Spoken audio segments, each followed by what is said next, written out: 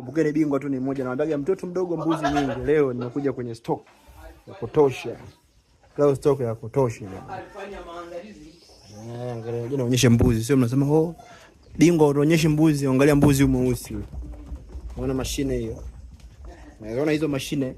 Mimi nawapeleke tu muone kazi. Muone mfugaji asilia kazi ambayo ninatafuta. Kumbukeni tu bingwa ni mmoja, mzee wa bei nyasi. Mtoto mdogo mbuzi nyingi.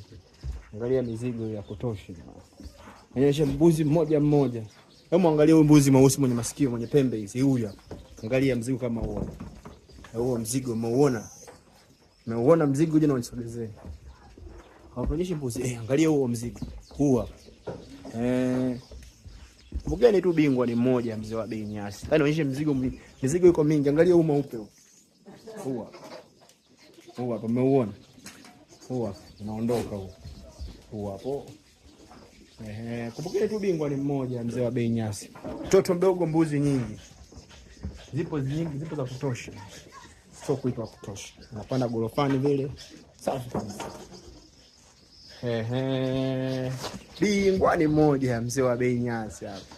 Nataka mbuzi wewe niambie, nataka mbuzi anayezaa mapacha 3, 4. Mimi wote ninao. Hadi anayezaa mmoja, hadi 2.